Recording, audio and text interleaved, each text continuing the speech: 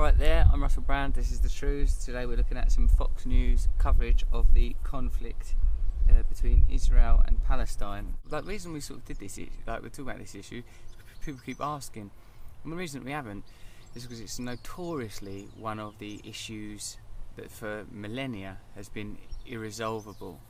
So how will we tackle this age-old problem? Well, we don't know. We'll know in 5 minutes. It is 4 in the morning in Israel, and we are hearing artillery shells constantly landing in Gaza tonight.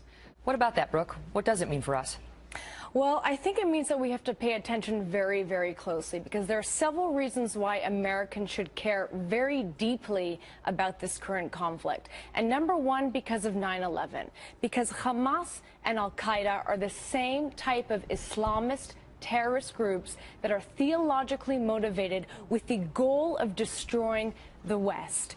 I see, they're really complicating it already, because of course one of the key components is, I think, as much as I understand, with the Middle Eastern conflict is the military and economic relationship between Israel and the United States, often with Israel seeming like a partner of the United States in this conflict, certainly with their sort of financial and military arrangements. It seems necessarily that America need ideological allies in the Middle East. That seems to be a big part of it, doesn't it? That seems to be playing a part. So I guess America does have a role to play in this. And Hamas is attacking Israel, not because it's engaged in some sort of civil rights battle for the Palestinian people, for Palestinian sovereignty. Although, if they were, it would be a legitimate one, because Palestinian sovereignty was agreed, and their borders have been continually impeached upon since the establishment of Israel. What we're seeing right now is the media is misrepresenting what's going on the ground. It is accusing Israel of engaging in war crimes, even though Israel... They're highlighting the civilian casualties, which are all on the Palestinian side. But you know how you have to look at the statistics sometimes? I think there's been 230 civilian deaths for Palestinians and only 1 Israeli death. With the powerful lies the obligation. In any situation where there's an imbalance of power, the ones with the most power can have the most impact. The United States, if they're in a conflict with Vietnam, they've got more power, so they've got more power to make the situation worse, more power to make the situation better. So seemingly, militarily at least, Israel are more powerful in this situation. When you describe them, of course, one wonders how could this ever be resolved? Egypt is trying to broker this truce and find a peace between the Palestinians and the Israelis. But I heard about that peace deal. They didn't talk to the Palestinians properly. Palestine aren't being incorporated into any kind of diplomatic process. Apparently, whenever they've got near to peace deals, they have not been respected. Whenever borders have been agreed upon, that's not been observed. And you can have a look at a map of the way that Palestinian territories have been encroached upon since the establishment of the State of Israel. It's pretty harrowing.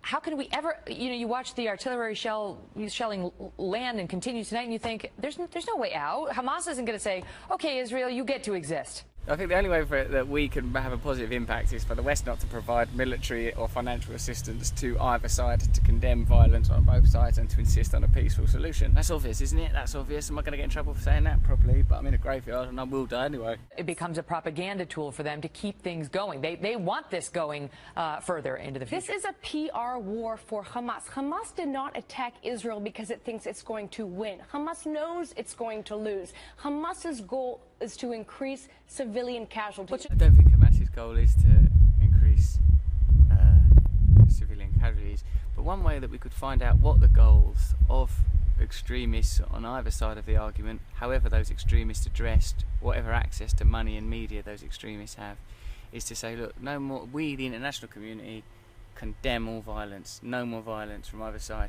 But the people can't arrive at that conclusion while they're constantly fed information that conflict is the solution. While apparently the deaths of those 3 murdered Israeli students was held back and used to perpetuate and build up tension and conflict.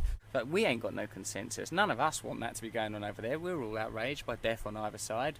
We ain't got no voice. It's being made by people that are not accountable to us. The UN ain't accountable to us. Our own governments are not accountable to us. Because behind it all will be all sort of military treaties, financial treaties, trade agreements and pacts, deals over there to get oil, deals over there to maintain this relationship with Saudi Arabia and this relationship with Egypt. And what's behind all of that? It ain't religion, it's money. They're winning the PR battle because the Western media is allowing them to, and they're also winning in the sense that the Obama administration has refused to cut off funding to the Palestinian Authority, even though it has now announced a partnership with Hamas. So you can make the argument that U.S. taxpayer dollars are going towards aiding and abetting a terrorist group, a designated terrorist group. I mean, that's just language, terrorist group. I'll tell you where American tax dollars are definitely going. Israel. There's no doubt about that. Some very powerful lobbying groups representing the interests of Israel in American politics. That is currently engaged in a war against our ally and murdering its own civilians in the process. It's important to keep this in mind as you watch, you know, the darkness there in Israel. We're so far away there in Gaza and wonder why. Why are we covering this? Why is this all over every major channel? Those are some of the reasons why. Brooke, good to see you. Well done. On Fox News, they have to explain why that's important.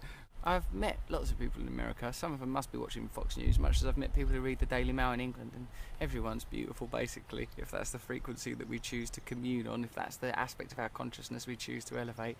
So I suppose that the only thing we can do is, as one, make a decision that we want peace, not to support or perpetuate violence by funding military activity on either side. That is some truths, that is some complex truths. But before you get anxious, remember, you'll be dead soon. Bye-bye.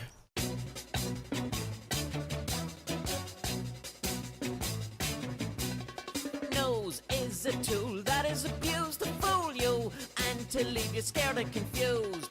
Trews is like the nose. If the nose was true, I want some trews. Let's have some trews.